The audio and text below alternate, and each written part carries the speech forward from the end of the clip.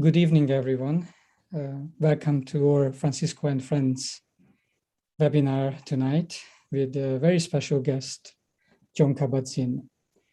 My name is Gabor Karsai. I'm Managing Director of Mind and Life Europe, and I would like to introduce our special guests tonight. First of all, Jon Kabat-Zinn, who is a PhD, Professor of Medicine Emeritus at University of Massachusetts Medical School, where he founded the Center for Mindfulness in Medicine, Healthcare and Society in 1995. And he's a world-renowned founder of the mindfulness-based stress reduction Mbsr clinic that was created in 1979. He's the author of 14 books. His work has contributed to a growing worldwide movement of mindfulness within medicine, psychology, healthcare, neuroscience, schools, higher education, business, social justice, criminal justice, prisons, the law, technology, government, and professional sports, many fields. Pre and post-COVID-19, he teaches and lectures around the world in person. During the pandemic, in addition to many Zoom presentations for various professional groups, he offered 13 straight weeks of guided meditations every weekday, followed by dialoguing with the participants, 66 episodes in total, from March 25th through June 26, 2020. These are, of course, available on YouTube. Thank you, Jon, for joining us today. I would also like to introduce Amy Cohen-Varela, the chair of Mind and Life Europe Board, who will be your co-host and conversational partner tonight in this dialogue with Jon. And I would also like to introduce Geneviève Amelet, President of the Association for the Development of Mindfulness in France. Her work and this association is deeply connected with Jon's work, offering Mbsr trainings.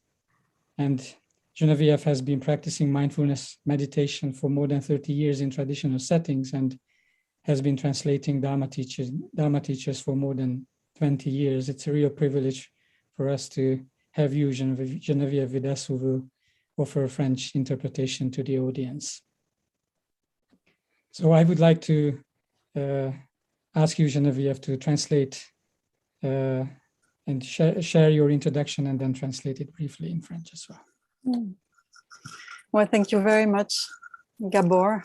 And I must say that it's really a great honor for me to be invited to introduce Jon Kabat-Zinn for Mind and Life Europe, especially on the basis of our friendship, which in fact induced a radical shift in my life 12 years ago when I met him and when I discovered Mbsr. So many of you probably know of Jon Kabat-Zinn as the founder of Mbsr in 1979 in the University of Massachusetts Medical School, which led to the stress clinic and later to the CFM, or Center for Mindfulness, where many Mbsr teachers have been trained. And as Gabor mentioned, he had and he has still a major influence introducing mindfulness meditation in many fields of society. And to me, it is connected to his striking, unconventional career, which really impressed me. So he is a doctor in molecular biology, and he worked with the Nobel Prize in medicine in the prestigious MIT. But he also, since many years, has a strong conviction that meditation and yoga could be extremely helpful for many people, being himself a practitioner. And this conviction led him to dedicate his whole life to it, while understanding the importance of applying scientific research on it. He had the courage to act upon his view, and this is what makes him, in my eyes, a real visionary and pioneer, just as Francesco Varela. In fact, both of them made it possible for a new field of contemplative science, which could appear uniting contemplation and science, which are two seemingly opposite views of the nature of reality. And the Mbsr program came also from a strong intuition that he had during a meditation retreat. In the Buddhist meditation tradition, there is a principle which is view, meditation, and action. which in my eyes, Jon embodies fully. His view is based and reinforced through his own experience of meditation and is felt in his actions and his way of being. To say it in modern language, he walks the talk. And his teachings are congruent with what he says, what he does, and what he is. So Mbsr is a process of self-investigation, which to me is resonating also with the felt subjective dimension of Varela's first perception approach in research. I can also see a connection with the ancient science of mind and phenomena, where one explores the nature of reality, but while being the investigator as well as the tool of investigation and the object of investigation, which makes this science very special. So Jon recontextualized the traditional teachings within the frame of Western modern society to be accessible to the mainstream. But while it is a major endeavor, it is not without a danger of losing some form of integrity, as the path is long, demanding, and really requires to be totally involved in the process. But Jon always reminds us to keep a 1,000-year view while facing all the challenges of the integration of mindfulness in the modern world. Just like Dharma lasted through centuries and adapted to different cultures.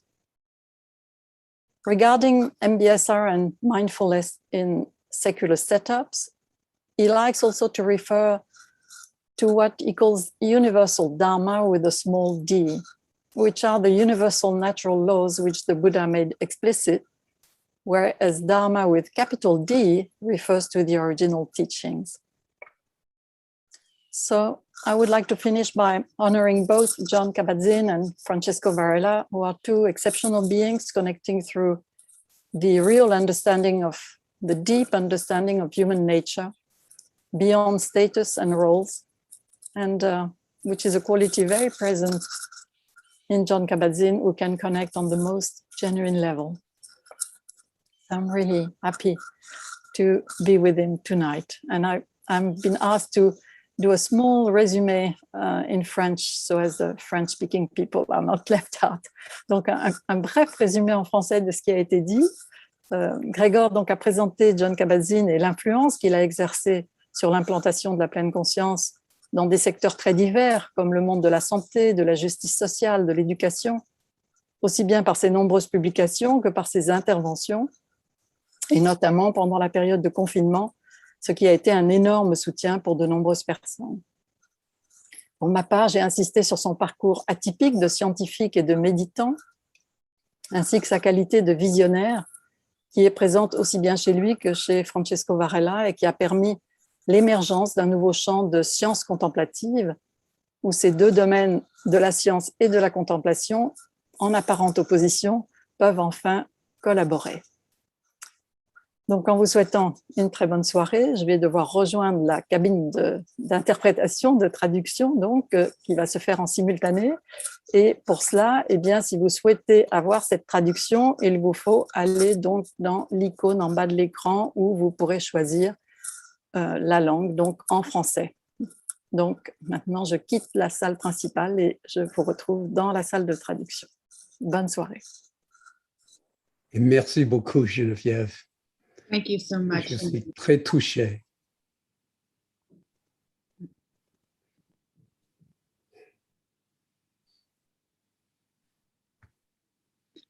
So in turn, I'd like to welcome everyone to this Francisco and Friends event. It's a part of a series that we've been doing at Mind and Life Europe. And I'll just say again that we're really thrilled to have Geneviève Amelé with us, translating, and the partnership of l'ADM with us in this initiative with Jon Kabat-Zinn. So the Varela and Friends webinar series has been going on in the context of the Varela, we call it Mind and Life Europe, the Varela 2030 year. We're celebrating the 20th anniversary of his passing and the 30th anniversary of the publication of the seminal book, The Embodied Mind. So we've invited a group of people, and we will be running this series once a month until the end of the year. We kicked it off with a great kickoff. It was with the Dalai Lama in June, after which came Evan Thompson, who did a Varela and Friends. These are all available on the Mind and Life Europe YouTube channel, and we'll be continuing through the end of 2021 with this program. So Genevieve said so well how Francisco and Jon incarnate a careful thinking through of the relationship of science and of contemplation and of spiritual endeavors, and that there's some commonalities in their trajectory, and they work together and thought together and together separately for a good number of years. And I will be, we won't be doing a Q&A session, but a kind of a conversation. And I'd like to kick it off, if it's okay with you, Jon, by quoting you from the introduction of Full Catastrophe. And you say, over the years, I've increasingly come to realize that mindfulness is essentially about relationality. In other words, how we are in relationship to everything, including our own minds and bodies, our thoughts and emotions, our past, and what transpired to bring us still breathing into this moment. So I'd like to take this moment together to start it off by asking you to maybe tell us a little story about finding Francisco. If you're willing to start on a personal note about finding his work, and then we can move on, how you met and that sort of thing. I think that would be a lovely way so that the people who don't know Francisco and Jon so well can get to know this close link that continues to today, even if Francisco isn't here with us, right? That's very true, that these close links are beyond time and space, and they seem to be beyond life and death as well. So let me just start by saying to everybody who's joined us now, at least who I can see on my screen, hello, whether I know you or not, but I do know quite a few of you, and I just want to express my delight in being able to see your image from so far away, from thousands of miles away, and we're all sequestered in our own spaces at the moment due to this, this sort of enormity of what humanity is facing on a planetary level. And just a deep bow of gratitude for Mind and Life Europe, and for you, Amy, in particular, and Gabor for hosting a kind of celebration of friendship, let's say, that's not merely at the level of cognition and the intellect, but a deep dive into why Mind and Life Europe, the Dharma, have any value at all in the first place. And so I want to also welcome all of you who've come this evening, whether you're listening en français or whether you're listening in English. C'est dommage que je ne peux pas m'exprimer en français assez bien pour continuer comme si. Mais I would love to just recognize that nobody comes to these kinds of gatherings without some kind of profound interior motivation, even if it's obscure. There's too much stuff on Zoom. There's too much stuff happening in life to have stumbling on a conversation like this be an accident. So I think that it's very important that we recognize that we're not just passively listening to a conversation between a few people, but we're actually engaging actively in a process of deep collective inquiry where there are no real separate enclosures between who you think you are and who you think we are.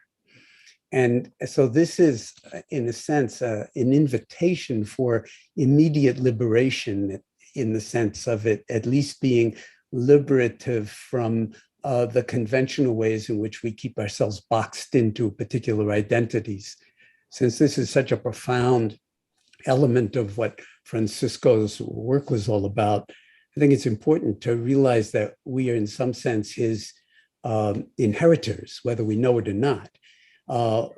And what he was capable of doing was, in fact, articulating something that's universally true about the nature of mind and the nature of humans. And this is really non-trivial. And knowing that this conversation was going to happen, I went back and kind of did a lot of reading of things that I read a very long time ago, including The Embodied Mind. So I'll start by simply saying I first encountered Francisco in 1990 when I attended, although I almost didn't, but I wound up going to Dharamsala for the first time with Mind and Life for what was called Mind and Life 3, the third dialogue that took place. The second actually took place in the United States, in Los Angeles, after His Holiness won the Nobel Prize. I was not part of Mind and Life at that point in time, but I was there in Los Angeles in that gathering when His Holiness did win the Nobel Prize. So there were these karmic threads that kind of resulted in my winding up being in Dharamsala with a marvelous group of people, and met Francisco for the first time, I think in the train station in New Delhi, and we all went up to Dharamsala on the train together, at least to Pathankot. And I was just very impressed with him, his entire story and trajectory, but in particular, his love of the Dharma, that it was really palpable. And the fact that he had studied with some of the great Tibetan masters and was engaged in the practice from the inside. And you could feel that. And we just had a conversation on the train about it. And I would say that in a certain way, without romanticizing it at all, because we were not that close as friends at all. We hardly ever saw each other. But I fell in love with him in the sense that I felt a certain kind of courage from him to step outside the conventional boundaries of scientific discourse and bring together all these different domains that I knew nothing about, any phenomenology or even philosophy. And, he is like what I would call a polymath. He was an immunologist, he was a neuroscientist, he was a kind of a Buddhist scholar and practitioner, a philosopher, a historian, and boy, could he talk and write. So his writing attempts to do so, and I would say that in all honesty, I don't think I ever reached even a 10% level of understanding of what anything he was saying was, either in the book that he wrote with Evan Thompson and Eleanor Roche or anything else, his papers. I tried, read them multiple times, underlined and highlighted the hell out of them, made notes, arrows, pointers, and I resonated with a lot of it on the level that I could not articulate cognitively. I just somehow felt this was great. And since I had been doing MBSR since 1979 and practicing in the Zen tradition since 1966, he was willing to take a high resolution way of looking at and expressing Dharma that was simply way beyond and framing it within a philosophical and scientific framework, which was way beyond anything that I ever felt capable of doing. And it was when I read The Embodied Mind when it first came out, I had already been doing MBSR for 11 or 12 years. And I just felt like, oh my God, this is exactly what I need to kind of anchor what we've been doing clinically in a kind of cognitive and historical and philosophical framework, in such a robust and theoretically valid way that it just created an enormous wave of delight, just absolute sheer delight and a feeling of validation that Francisco was in some sense doing a work that I would never have been able to do, that was in some profound way authenticating the depth of the attempts that we were all making to help the world wake up and engage in a liberative trajectory for the sake of all beings. So I describe that as kind of nothing less than a love affair. And so although we didn't know each other very well and saw each other very rarely, there was a heart resonance, at least from my side, that was really an expression of wonder and amazement at what this particular incarnated human being was capable of doing, and the sources that he was drawing from in his own practice and his own understanding of, phenomenology and Husserl and Merleau-Ponty and all of those folks, to actually articulate something that goes beyond words. But actually, Jon, there's a fundamental similarity in your projects, even if the models and the references are very different, which is learning, or in MBSR, learning in Francisco's project, creating the contours of a way to bring back, as a healing process, subjectivity into our sense of how we are in the world and into our sense of what our possibilities are in the world. I mean, when you started MBSR, it was to draw out the inner potential. And for Francisco, in every single human being. And for Francisco, it was to draw back in. At the time, as a cognitive scientist, he was looking at computational objectivist models that jettisoned everything that empowered subjectivity. And so in that sense, at the very root, I see something, quite basically very similar in the projects and at the same time, just anecdotally, I think that you kind of developed the model of MBSR. I think I read somewhere, but I really don't remember the reference, in a kind of a vision that you had. Yeah. And it was this is anecdotal, but it was the same thing for Francisco after the coup d'etat in Chile. He wrote about this in an article, that he kind of had a vision fall on him about co-production of, in polarized situations, as for example in the situation in Chile during the coup d'etat, how the two sides of the polarization actually co-create another. And he speaks of it as having a first glimpse of groundlessness. Yeah, well, that's so touching. It's just incredibly touching. And, I think this brings up an interesting point that's probably relevant for all of us, is that MBSR, or mindfulness, or pure awareness, or whatever you want to call the true nature of the human enterprise, is not isolated in individual people, for one thing. And it's not about getting to some special privileged state. It's about recognizing that we're already whole in some profound way, and that the capacities that we all have are in fact grounded in relationality. That when I sit down, I'll sit down with myself. Well, who's talking? Who's taking charge?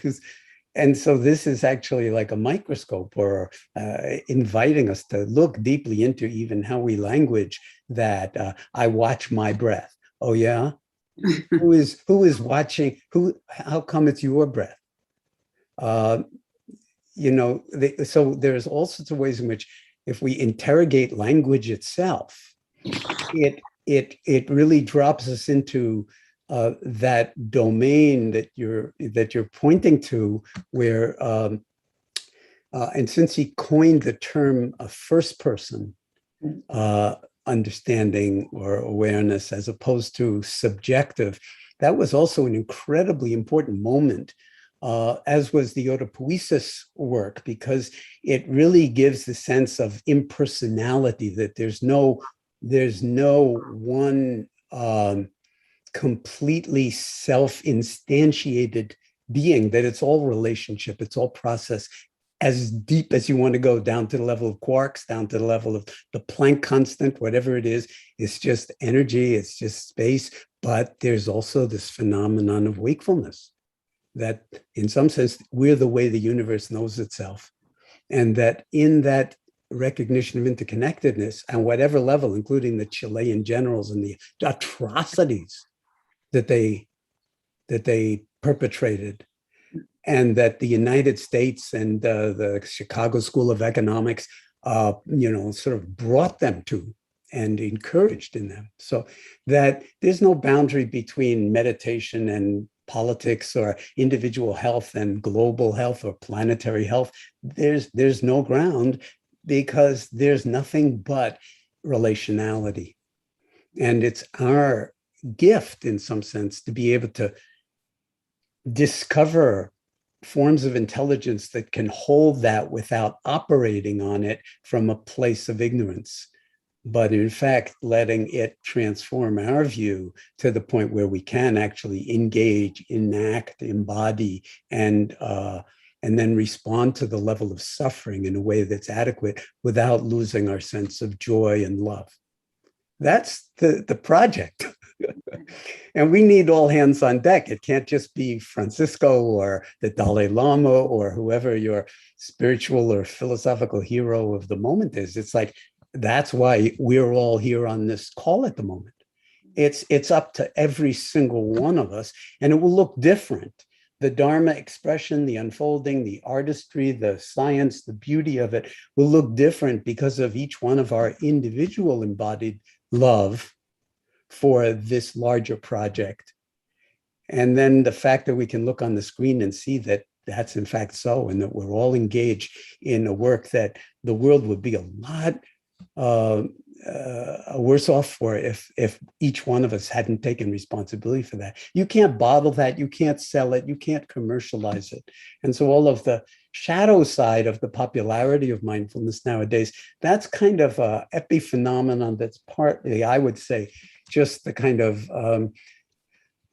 the price you pay when you offer something so profound to the world, that of course it's going to be exploited by some fraction of minds who are ignorant of that and want to drive things more towards I, me, and mine, and my bank account, or my reputation, or my happiness, or whatever it is. But as soon as you actually drop underneath the my and the I and the me, which is exactly what the embodied mind and everything Francisco was talking about are, then all of a sudden, this is it. It's not about some future time when it will all get better. It's like the world, there's always been dukkha. There's always been greed, hatred, and delusion. And this is our karmic assignment of the moment. And it really is a love affair, not a burden. But how we do it without burning out, how we engage, we need each other. And that's a practice. That is mindfulness practice, at least from my point of view. And I always felt like Francisco really intuitively understood that was where I was coming from. And although we never had these kinds of explicit conversations, and his life was foreshortened in some, sort of really tragic way, we did get together at Dartington Hall in the late 90s at a conference. And there we spent 3 or 4 hours talking about this kind of stuff. And he listened to a quite elaborate presentation that I gave that included the psoriasis study that showed that the mind could actually influence the rate of healing of skin in people with psoriasis. And we were talking about doing an embodiment conference together, and then it never happened. Well, that's why I mean, thank you for that beautiful answer, a beautiful commentary. I think that's probably why, through understanding or insight or intuition, Evan asked you to write that lovely foreword to the Embodied Mind, the new edition of the Embodied Mind, which is, I can talk about it for 1 second here. It's the second edition. It came out in 2016 with Jon's foreword and 2 new introductions that are really worth looking at because they're very clarifying as to what was going on in the first version, and they update a lot of the concepts. And in that introduction, you say, Jon, mindfulness is grounded in human experience, and particularly in the relationality the authors call inaction. So you've just taken us through that already, but I think that what I felt or feel that is in common is a kind of a sense of, I don't know if I would use the term urgency because that somehow feels tense, but somehow a sense of, you can maybe find another word, about developing a view that you share with Francisco, a sense of conviction is perhaps too banal a word, but maybe urgency is the right word, and maybe it's particularly the right word for all time, but for today. And so in some sense, we've decided at Mind and Life Europe to take in action this notion that we are not sort of solipsistic, siloed beings, that what we know, what we are, our lives are actually from interconnection. And there's nothing before that, and there's nothing after that, probably. But anyway, and so I wonder if you think about this connection with relationality and MBSR and this notion of view. I'm kind of interested in how you would, if I said to you, Mind and Life Europe is thinking in terms of trying to actually embody this view of inaction as an organization. What does that bring to mind for you? Well, what it brings to this, thank you for that question, Amy. And what it brings to mind to me kind of immediately is a sense of the liberative, direct experience of interconnectedness of all aspects of being and experience. When we learn through meditative instruction in one way or another, and then exercising the muscle through practice, learn to get out of our own way. Or learn to at least watch how much we are continually getting in our own way, and then asking the profound question, hey, let's be real. Do I even know what my true way is? What is my real path, my real way? And if you think it's up to you to build it or to make it, and that everybody else is a bit player in your movie or an obstacle to your achieving well-being or, full liberation or whatever you want to prescribe for yourself, that's a profound form of delusion and ignorance. And so the more we can actually ignite passion in people for befriending themselves and their own direct experience without hanging some carrot of accomplishment in front of them, like then you'll be a better person.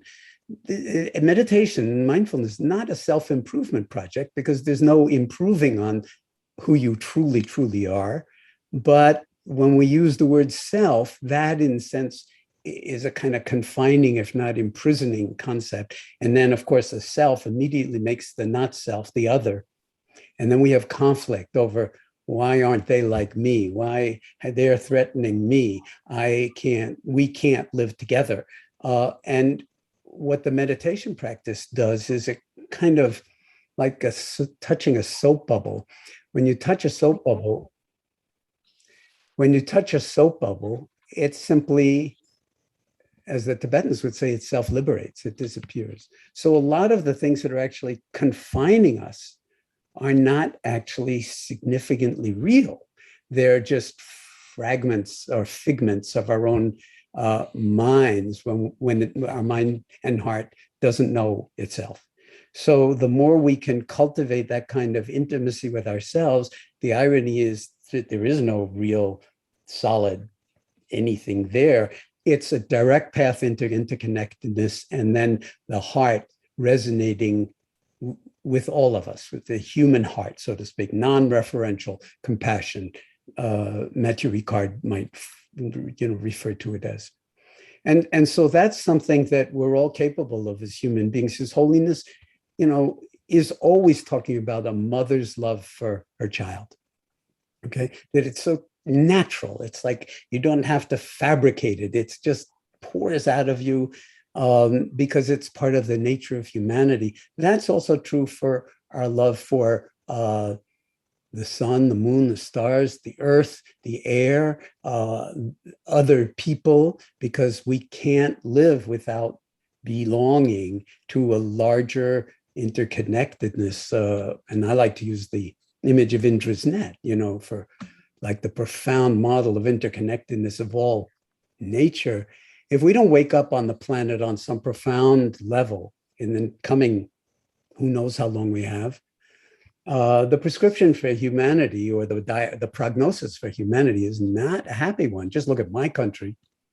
In the past number of years, what we're going through is patently insane, and yet it's happening, and it's threatening democracy and social justice and economic viability on the part of the vast majority of people to an enormous extent, and it's all using and theming.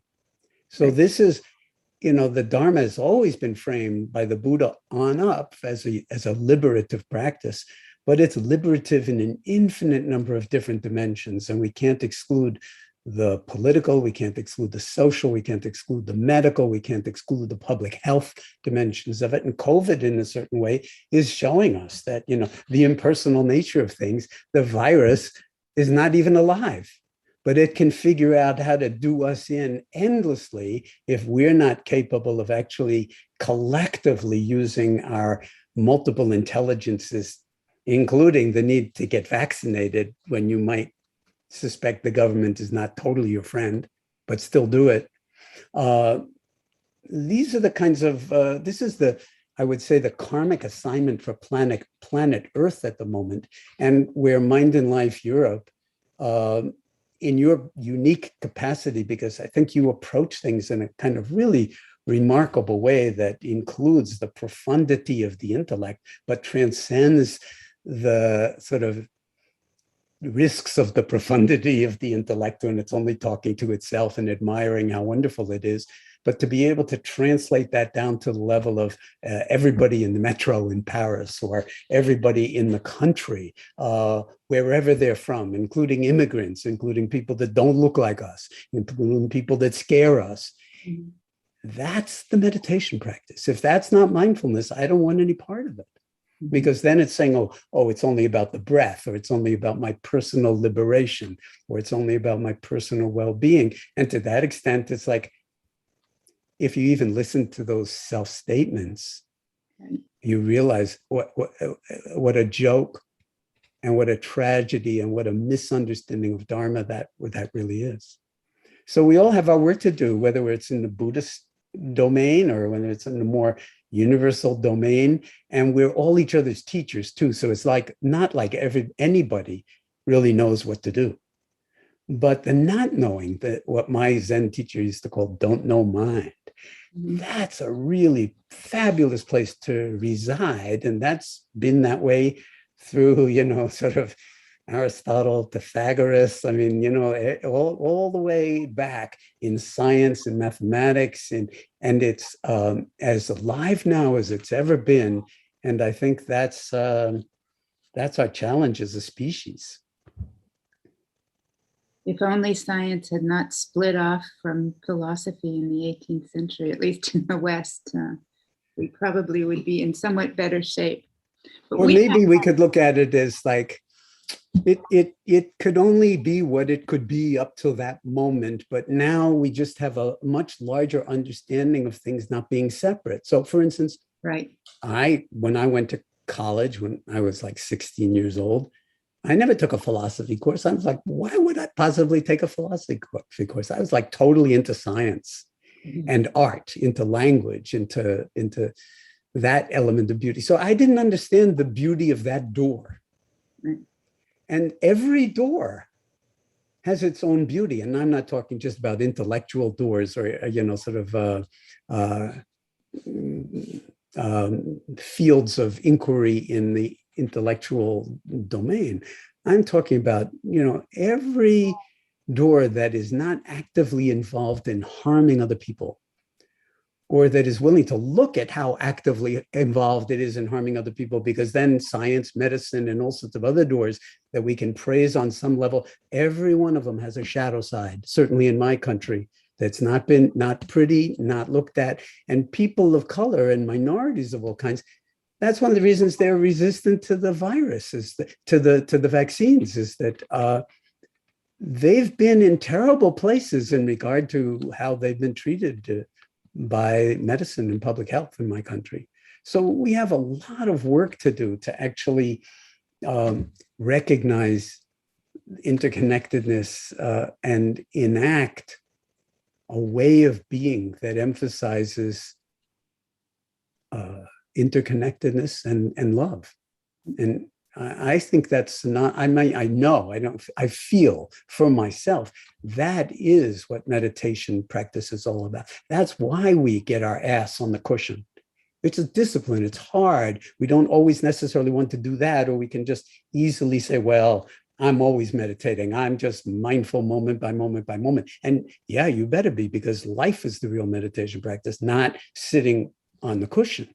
But if you don't exercise that muscle by yourself, alone at times, and with other people in ways that actually stretch the envelope of what you don't know, then there's no place to go in this work. It's not like we're trying to get anywhere. It's that we're trying to remember to get out of our own way long enough to realize, in other words, make real the full dimensionality of your own, dare I say it in this group, but Buddha nature, which has nothing to do with being Buddhist.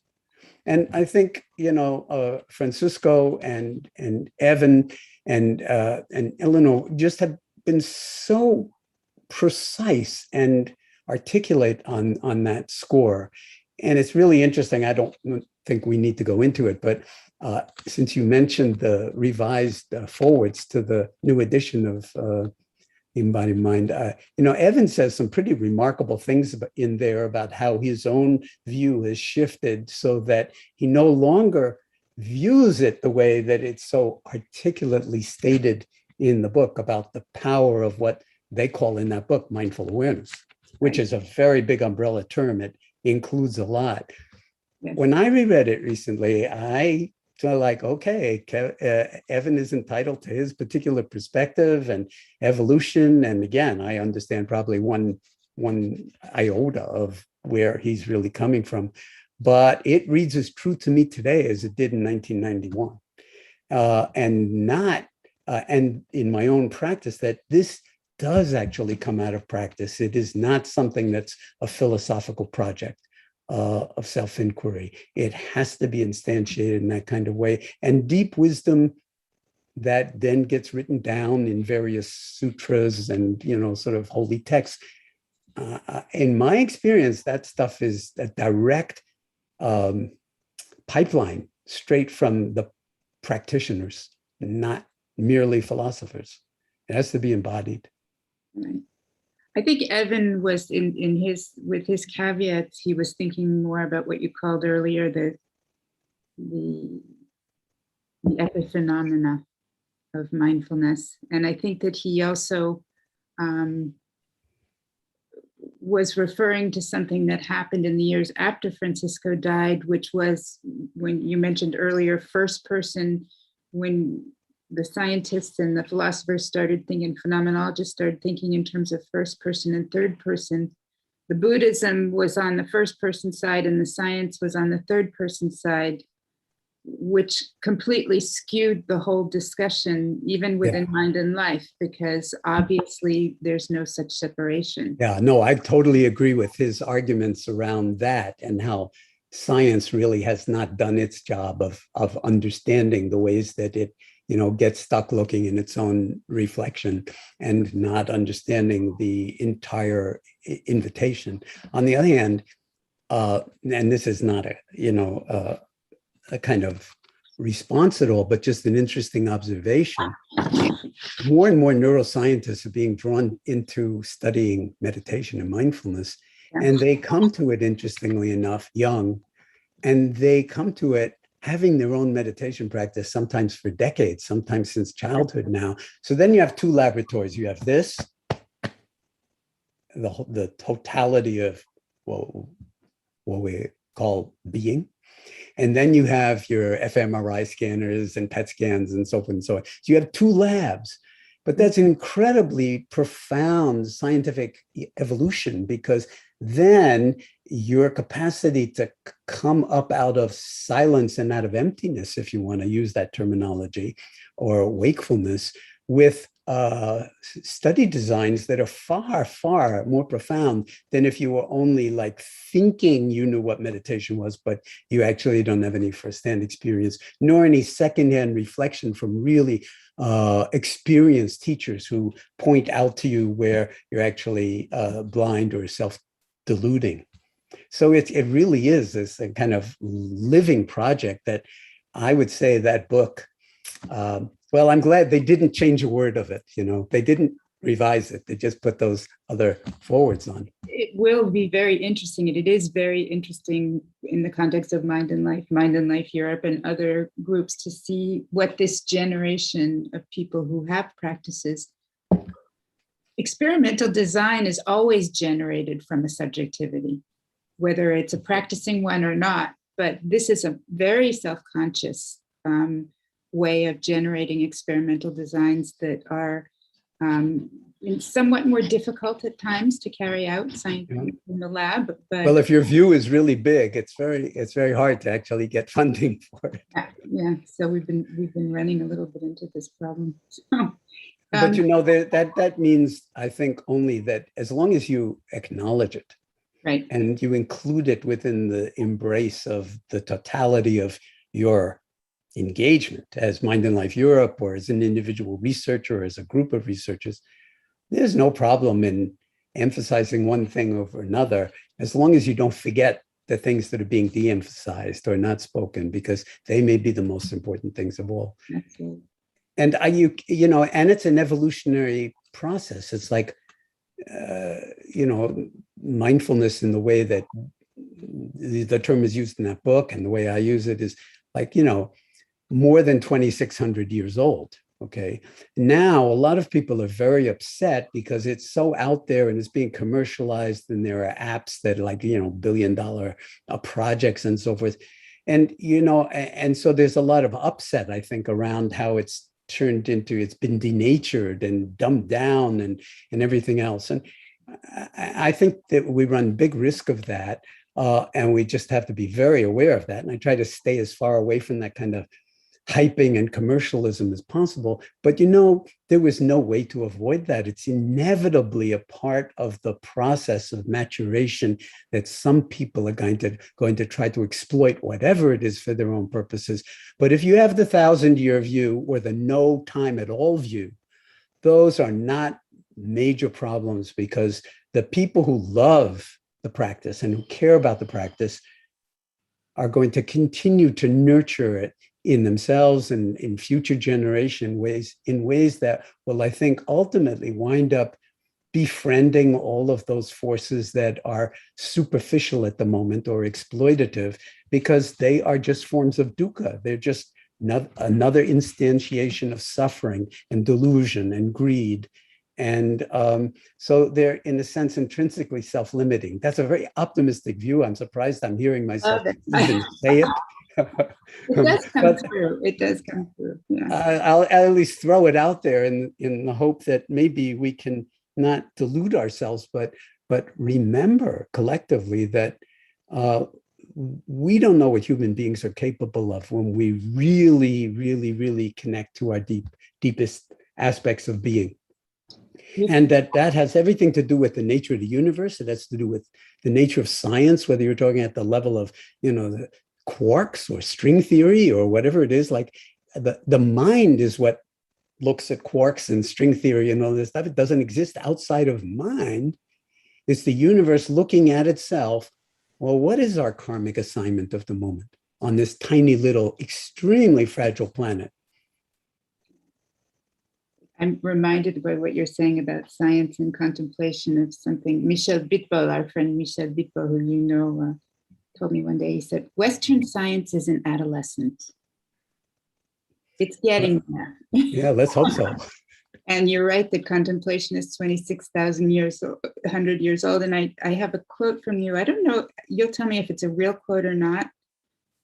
Saying mindfulness meditation is Buddhist is like saying gravity is English, because it was identified by Sir Isaac Newton, referring to the universality of contemplative practices and contemplative techniques. And so I think that that's also something that's very important to us at Mind and Life here now, is a deep reflection on what actually that kind of strange phrase contemplative science means. Mm.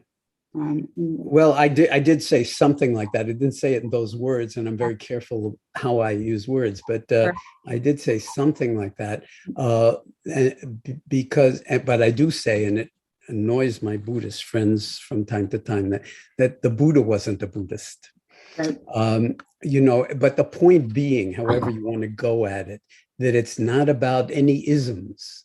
Right. It's about the nature of reality and the nature of mind, and what the distance or separation is. In some sense, like, we're getting into sort of abstractions that have that really infiltrate mathematics at the most profound level. I mean, where we don't know if mathematics is actually out there or just a figment of the human mind. And as the human mind gets deeper and deeper into it, like we can, sort of solve Fermat's last theorem, which any school kid can write a quadratic equation, but, it's so simple. And yet it took like unbelievable levels of deep mathematical creativity and insight and building models of they're really models of mind, or shapes in space and equations and geometric surfaces. And it's like when the human mind is let loose to explore,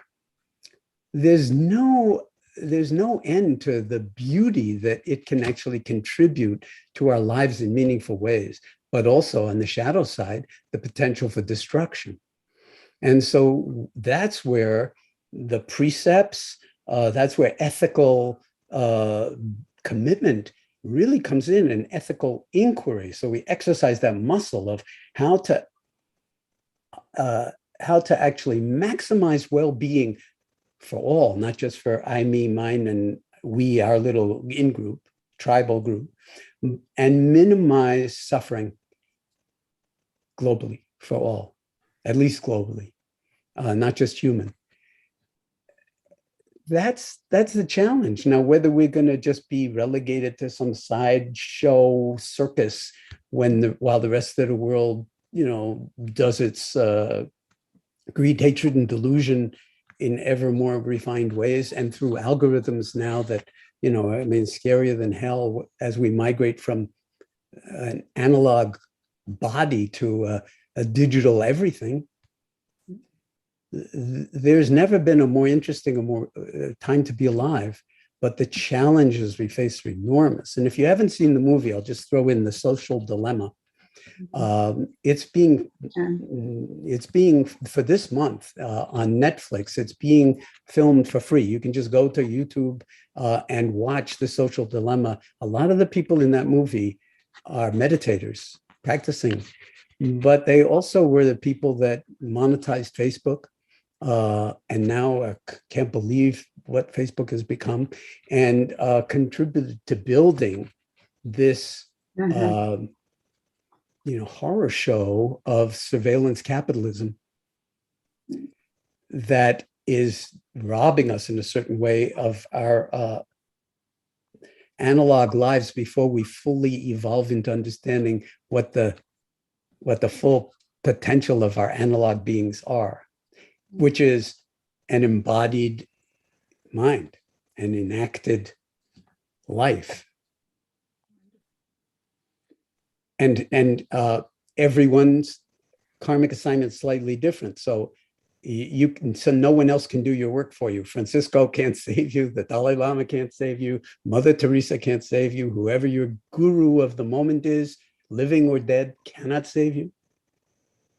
It's interesting to even use the word save, but what we have to take responsibility for being part of the whole ourselves and part of a larger whole, which is the deep root meaning of the word health, healing, and for that matter, holy, in the sense of everything that we hold dear and sacred. I love that. I mean, it's just like a love affair from beginning to end, but Francisco's level of precision, people can be studying his work for hundreds of years, because it keeps getting down to, okay, what do I do now that I've got my eyes closed and I'm breathing and I realize that I am only, my mind just wandered. What the hell am I going to do? I hate this. And he gives an entire topology of how to sort of dance with that energy in a way that is liberative. And if it's not liberative, if it's not about profound liberation from delusion, greed, hatred, and self-centeredness, mindfulness is not worth doing.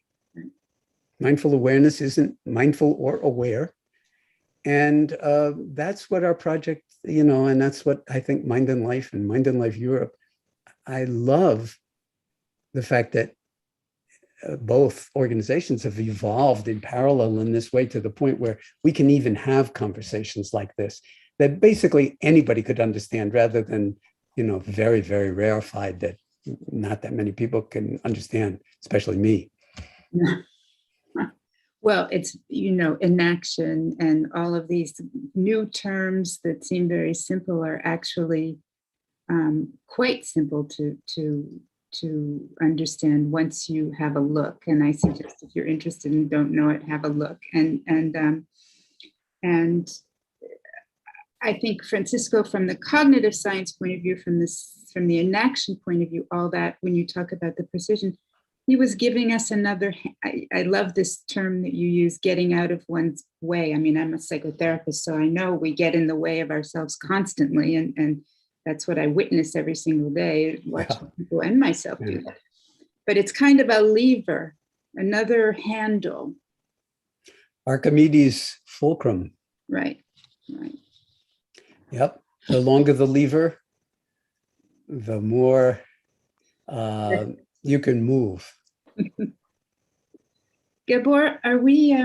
Please give me some instructions, because we're at an hour. We could go on. I could go on for a lot longer. But yeah, and we are going forward with more questions. Of course, the webinar is not ending here. Yeah. Thank you so much, Jon. I'm not cutting. Let's make another plan to do part 2 again. But I did want to leave some time, because we do have a lot of questions, I suspect. No, I get that, Amy. But just to say, just such a privilege to be in conversation with you, and of course, nobody was closer to Francisco than you were. So.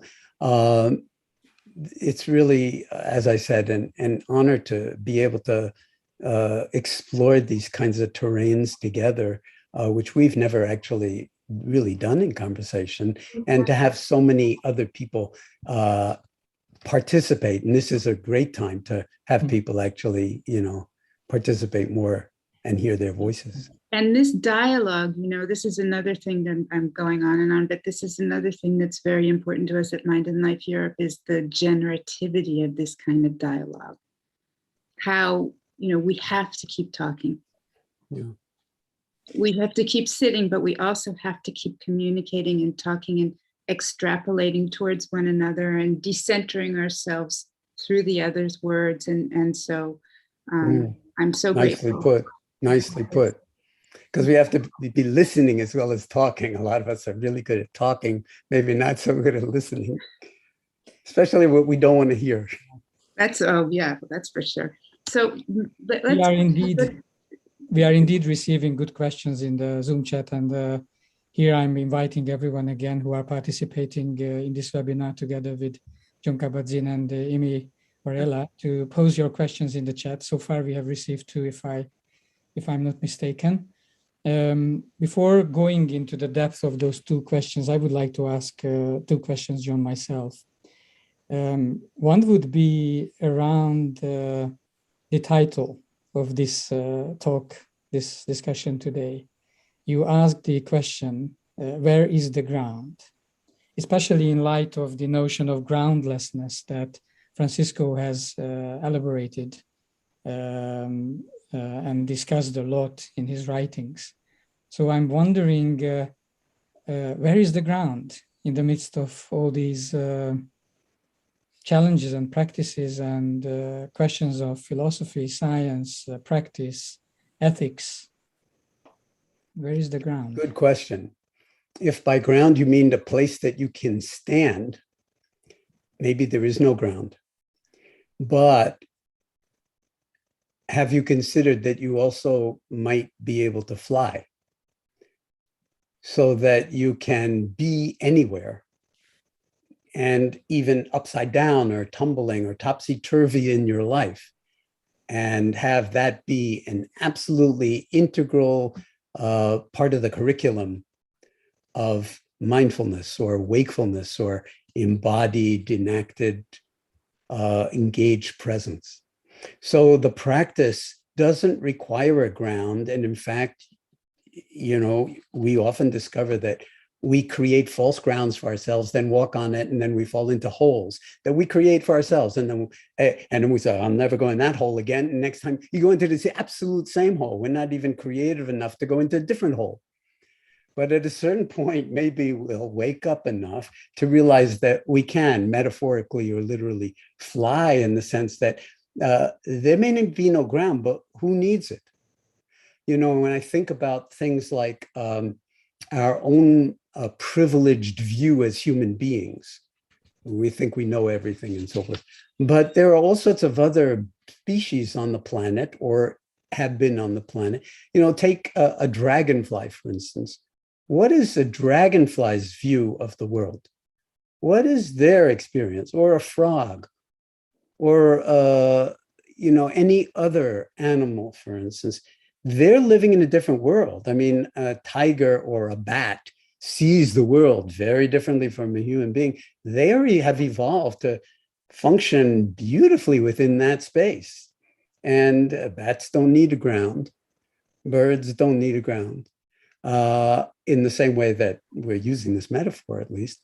So, you know, I don't think it's a metaphor, but I don't think it's or an analogy. I don't think it's a problem to say that there's no ground. I mean, when you start to use words like emptiness and so forth, it scares people and they don't understand, they want to go away. But if you understand that emptiness is actually fullness, then what's full is the domain of possibility.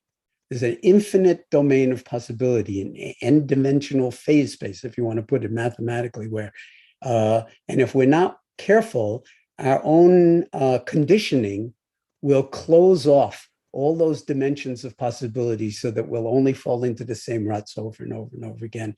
And we'll instantly go with fear rather than with our love or with our curiosity or openness. So there again, we can exercise the muscle. And that's what Francisco was so articulate and high resolution, drilling down into how you exercise that muscle. And then don't worry about the ground. And in poetry, for instance, Kabir was beautiful in, you know, talking about, you know, how do I cross the river? Well, there's no river, there's no rope, there's no towman, there's no boat, there's no, you know, and it goes on, just like the Prajna Paramita. No suffering, no suffering, no no suffering, no liberation, no stopping, no path, no cognition, no attainment, with nothing to attain. I mean, it's like all, sort of basically reminding us of that kind of emptiness. But that emptiness isn't terrifying. It's actually the emptiness of possibility, the fullness of what it means to be human while we have the chance, because it's actually very, very short. Thank you. Thank you, Jon. I don't know if that answers your question, but absolutely, it's like, it's a very good answer. It's a very good answer. It's a very grounded answer, actually. And I would like to turn to one of the questions that I see in the chat before, at a later stage, asking another one on my own. This question from Margaret Cullen. Does your 1,000... Hi, Margaret. I don't see you, but nice to feel you there. Yes, she's here. Does your 1,000-year view, 100-year view, include the annihilation of life on Earth? If so, does that affect your karmic assignment? Of course. Yeah, I that 1,000-year view, I think we really need to understand that we're part of an evolutionary unfolding on the planet.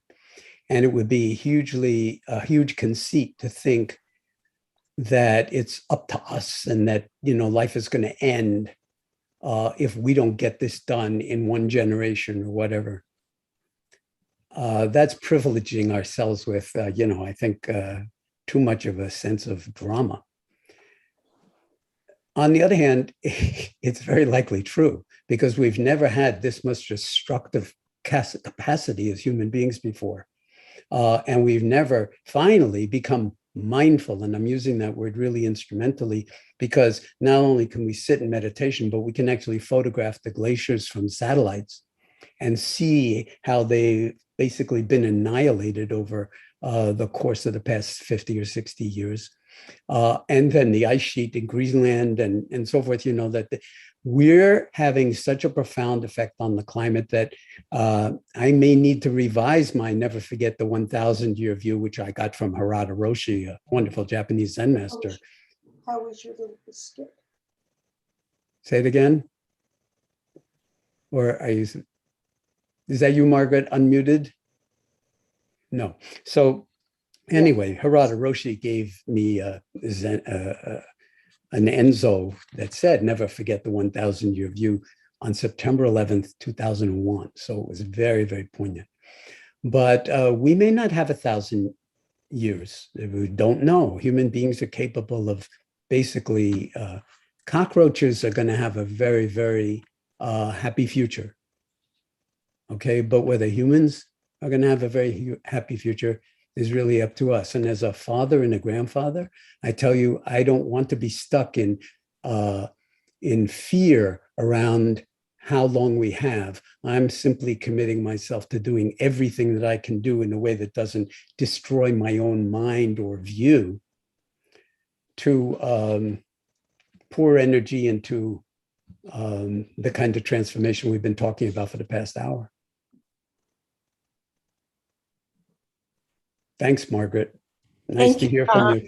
And I just want to give a shout out to the work that you're doing in prisons and in all sorts of extraordinary places to bring this kind of wisdom to people who, in a supposed democracy, are experiencing levels of suffering and incarceration and oppression that an ordinary person walking around on the street would not believe actually happened in the United States, and it's happening every single day.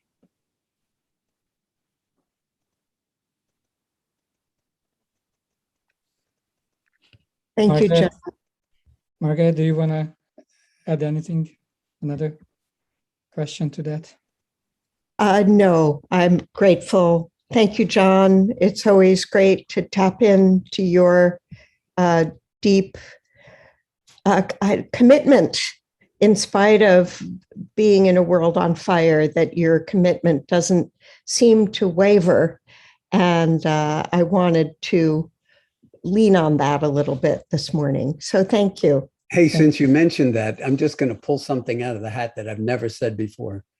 One of the koans that Sung San, San Sanim, the Zen, Korean Zen master that I studied with, would give us is he would look straight in your eye and in your eyes and say, the whole world is on fire.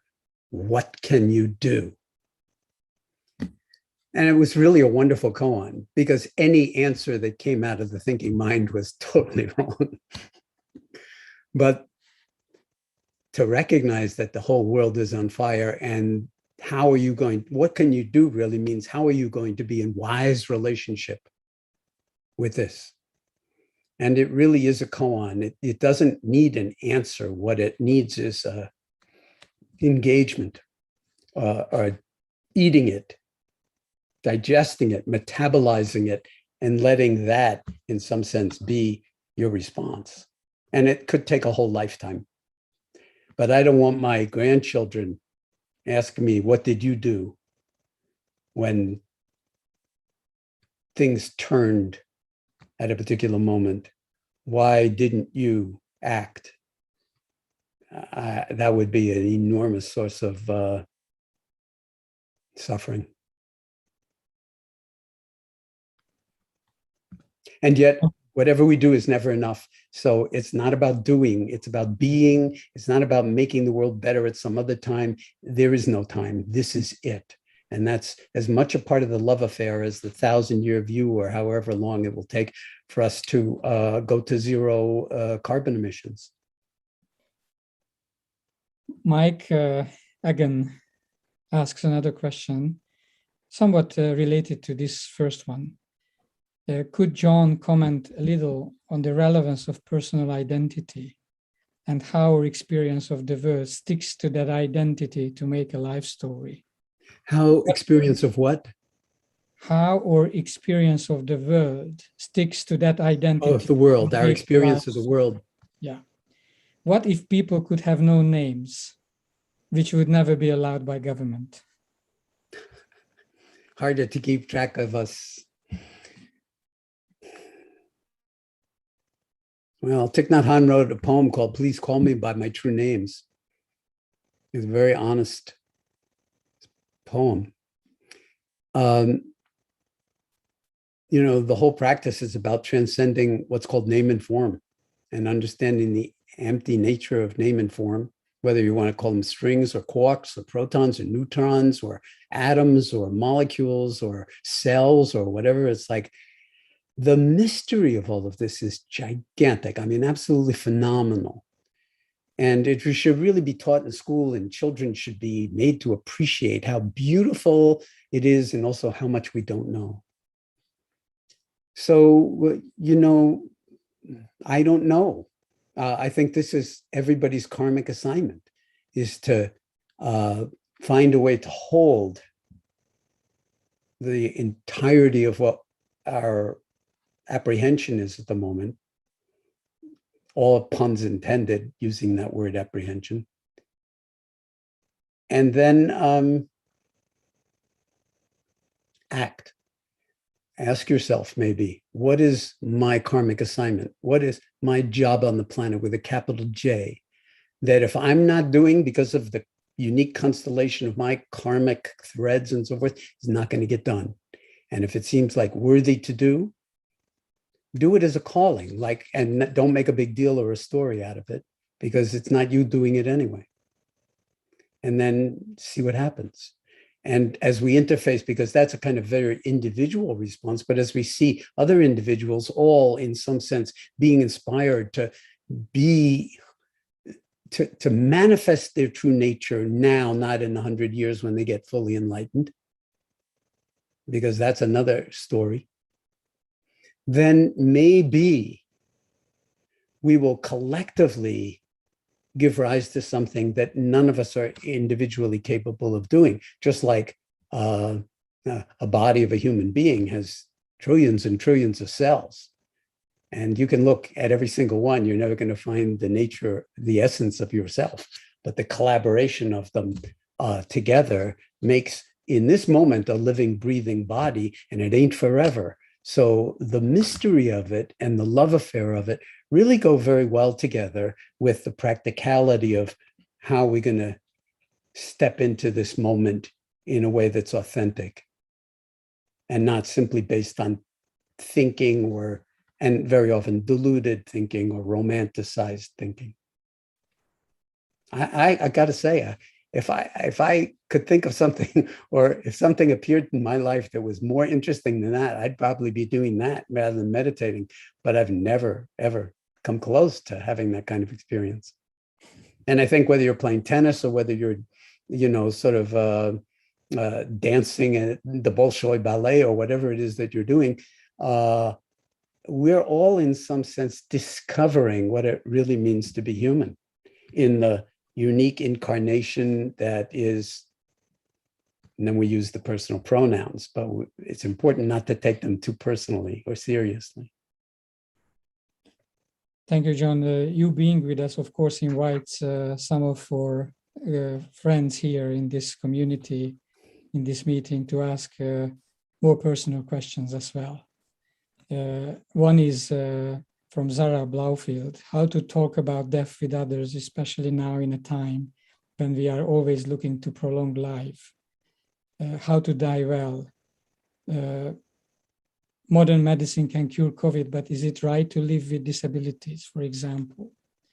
So it's around death. Is it right? I'm sorry, is it right to live with disabilities? Yes. What's that mean? Do you know?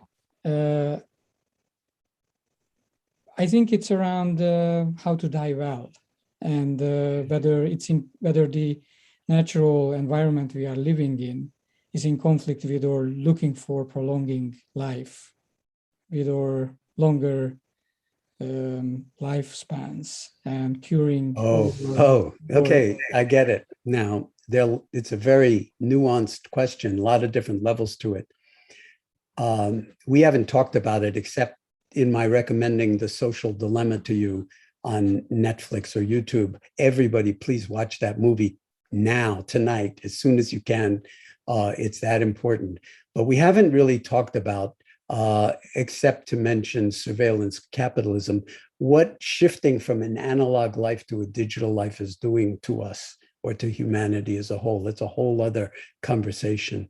And it happened really after the invention of the iPhone, really. So it's really not until about, Facebook and then the iPhone 2004, 2005, and then the iPhone 2009 that we are now migrating to a digital universe that is absolutely, terrifying, and where its consequences are humongous. So in terms of prolonging life, there are all sorts of people in that universe that actually want to hack our biology, is the way they put it, hack our biology just the way they did with CRISPR Cas9, now that you can create your own designer babies, really, because we have that technology capability to basically hack living systems so that we can live forever. And I don't think we have the time or energy to go there at this particular moment, except to say that, yeah, it's one nightmare scenario after another. If you are suffering in an enormous amount of pain, and the death might look really wonderful to you, but that's also a figment of one's imagination, because we just like suffering so much, we want liberation, and death could be a form of liberation. In the meditative traditions, they talk about the deathless. So inhabiting awareness in a certain way, my experience, in my own experience of aging and sickness and closer and closer to approaching death, it's a viable alternative, at least so far in my own trajectory, to just wanting to close it out because it's not the way I want it to be. And there's no telling what the curriculum is when things get harder and harder. And there's no telling what the lessons and the mystery and the insight and the beauty can be. And not just for me, myself, but again, for everybody concerned. So this is an enormous question asked very much towards the end of our time together. So I won't say any more than to bring as much mindfulness to where that question is coming from in yourself, because right next to where that question has arisen, probably there's a universe of different ways of seeing and being in relationship to it that will be far more valuable than any answers that I could give. It's just a beautiful part of the practice, and I deeply appreciate your asking it. Thank you, Jon. And thanks for the question as well. Another long question, I just quote maybe one or two sentences of it because I can generalize the question. How can one know if living a chaotic, busy life with work overwhelming the brain is the path, is the right path? Wouldn't it make more sense to live peacefully in the woods? Peacefully in the woods? Well, it would be very helpful, I think, to investigate where that question's coming from and where the narrative live peacefully in the woods, to unpack that a little bit more. Maybe you'll live peacefully in the woods until you're hungry. Maybe you'll live peacefully in the woods until the neighbors start shooting off their AR-15s. Maybe you'll live peacefully in the woods until wintertime and you're freezing. So we create all these narratives, these romantic ideas about what the alternative life might be. And sure, you're welcome to move to Alaska or Finland or, you know, wherever and live peacefully in the woods. But, you know, this is the only place that you can really live peacefully in the end, because you're going to take your mind with you, you're going to take your fear with you, you're going to take everything with you to the woods. So why not actually be in the woods right here where you are? Be in the boundless spaciousness of your own awareness, not just woods, but the entire universe is right here in this moment, even in front of your laptop screen.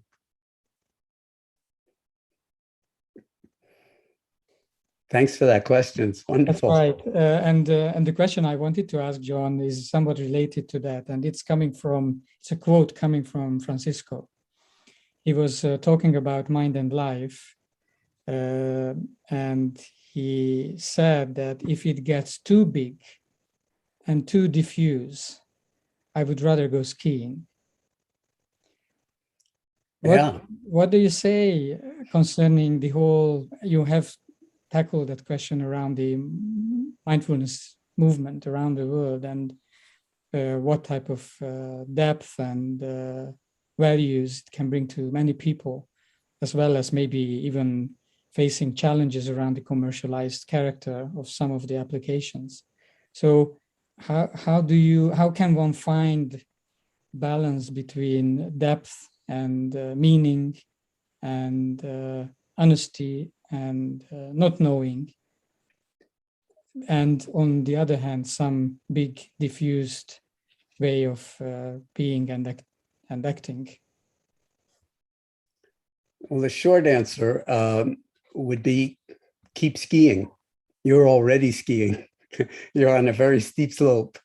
How you are in relationship to gravity, your body, the tilt of the skis and so forth, the points of the skis, all of that is a metaphor for breathing in and breathing out and putting one foot in front of the other and living your life as if it really, really, really, really, really mattered. Okay? So whatever metaphor you want to use, sometimes, as I understand what Francisco was saying, you know, it's like, just, you know, just let everything go and be, okay? Just be. If you want to ski, go skiing, okay? And it will have a beginning, middle, and end, and you'll come back. But metaphorically speaking, it's all skiing. And, you know, sometimes it's downhill skiing, sometimes it's cross-country skiing. So you got to get up the hills too. You have to struggle. Sometimes you crash into trees if you're unlucky, but sometimes you just fall down cliffs and stuff like that. And so it's let's say this. What we're talking about is the adventure of living life as if it really, really mattered. In the only moment we ever have, and it's always this one, it's always now. And there's no prescribed one right way to do it. Every Buddhist teacher teaches the Dharma in a different way, even if they're teaching out of the same texts. And that's not a mistake. That's the symphony, that's the orchestra of Dharma in its most sort of multiplificous, not a word, the multitude of infinitude of ways in which it expresses itself. One of which is you in this moment. And you in the next moment, well, depends on how you are in this moment. If you want the future to be different, drop into this moment. The next moment will be already different because you've been willing to inhabit this one with full awareness. That's the practice. Then it's all mindfulness or awareness or wakefulness, moment by moment by moment. Then there's the realization, oh, I lost that. I got angry. I got frightened. I made a mistake. Something came out of my mouth that shouldn't have, whatever it is. Well, that's awareness too. You cannot go wrong with awareness. Awareness can hold it all. And when it holds it all with compassion and kindness, which is absolutely intrinsic to mindfulness, because the word mindfulness in all Asian languages, the mind and heart are the same word. So it's like mindfulness is heartfulness. It is compassion. It is kindness. It's not like then we have to add that on.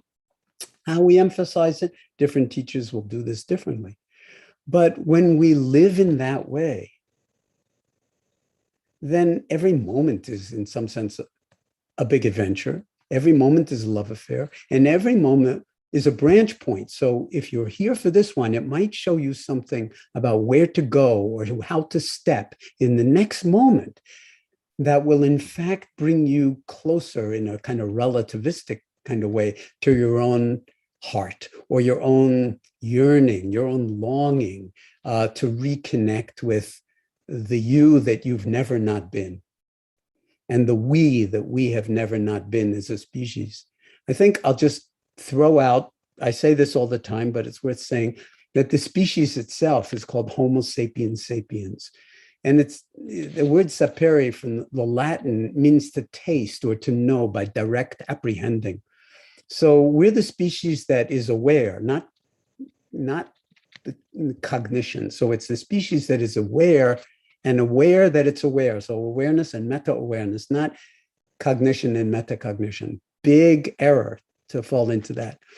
And so I think part of why we're having this conversation and why Mind and Life in Europe exists in the larger sense is to move us closer and closer and closer to embodying, befriending, inhabiting, discovering, uncovering, recovering, and learning how to live inside of a human awareness that's been ours all along. It's always been there. It's not like your Buddha nature is something you get, it's something you uncover. And if you don't like Buddha nature, true nature. If that's too romantic or poetic, call it whatever you want, who you really, really, really, really are, or who's even asking and who cares. So then every moment becomes a koan, every thought that you have in some sense becomes a koan. And if we can learn to play in that field, then even when you're not on skis, you're always skiing this life. You're skiing the edge. If you're with as I often am with my grandchildren, boy, it's like with one edge after another.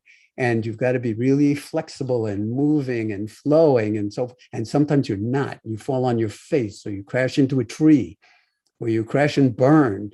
And then if you're not dead, you're humiliated. And then you have to realize who is humiliated or who thinks he or she is humiliated, and then pick yourself up again and in some sense, forgive that ignorant dimension of yourself that's always trying to create some fantastic narrative about how great you are, instead of recognizing how great you are.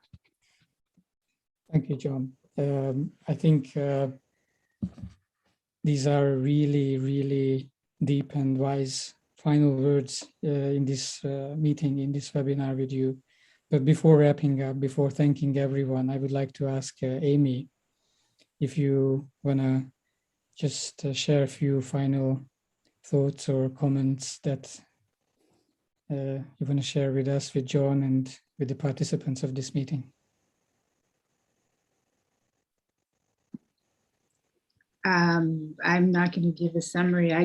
My heart is absolutely full, Jon. There are so many things that I'm taking away, hopefully not in a possessive kind of way, but that are really inspirations for me, but also for really what we're trying to do at Mind and Life Europe. As you, I think, have understood, this is not easy, but this is true.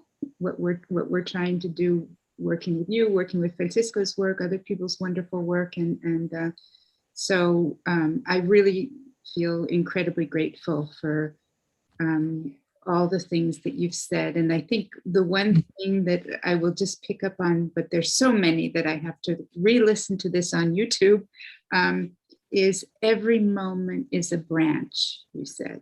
Branch point, yeah. And it makes me think of trees. I see my friend Leslie's here, who's a tree lover. And but it also makes me think of Indra's net. And it makes me think in a very simple way of, it's a good reminder for me in a very simple way that every moment is a moment of possible movement and possible connection. And that's really what it's all about. So this precious connection, thank you so much, Jon. Amy, it's just been a delight to be part of this gathering with your Mind and Life Europe family. I just want to thank you for the huge responsibilities that you have taken on, karmically speaking, in every way, and the elegance with which you not only hold it all, but offer it to the world for the benefit of all. And Gabor, someday I'll meet you in person, I'm sure. But really, as with all organizations, they go through their own evolution and growth and challenges. And I really have this intuitive sense that Mind and Life Europe has put a lot of the sort of growing pains behind and is getting to a place where it really understands what its karmic assignment is for this particular moment in time, and also the enormity of the inheritance that you not only claim but have responsibility for in some profound way to protect and to nurture and to bring more and more into the world. Because when this all came about during Francisco's lifetime, it wasn't understood in anywhere near the depth or the ways or the breadth that it's now being understood. So this is a kind of, in some sense, a new beginning, I would say, in this era. COVID, in some senses, shut down what was, for better or for worse, or for better and for worse. And I feel like we all have institutionally responsibilities now that really are in complete alignment with what brought us into this world of Dharma in the first place. Thank and you, every Jon. single person has our own karmic assignment. But when we stay in our own little bubbles, it's basically, sort of very self-centered. But if we can be decentered, as you use the word, Amy, which then all of a sudden we become a much larger organism of compassion and wisdom. Thank you so much, Jon. This series has been such a surprise to us, because this started with the Dalai Lama, then with Evan Thompson, and now with you, Jon. And the surprise came from the fact that we received such a deep and wide program from all of you, from the friends that we have invited to spend time together with us. So if we look back to these 3 dialogues so far, we have probably a decade or 2 decades program ahead of us at Mind and Life Europe. And it's so great and so wonderful that you are part of that program, part of that community, Jon, and leading us with your experience, wisdom, and friendship. Thank you so much. Thank you, Gabor. Thank you to all of you. And I would also like to thank Amy for the conversation. this evening. And I would like to thank Geneviève Amelé for the wonderful, beautiful translation in French, and all of you who were here from France, having a special relationship with Jon's work there. And I would also like to thank Anne P. Unfortunately, I don't know her last name, who did the caption for us, the closed caption for us during the evening. This was a surprise as well. We didn't expect that to happen, but we are really grateful to you, Anne, for doing that. It was such a meticulous and hard work to type everything that Jon and Amy said during the meeting. Thank you so much. And thank you all participating, listening, sharing your questions, and spending your evening or morning time, wherever you are, with us here. I would just like to emphasize that this series is going to continue in the coming weeks.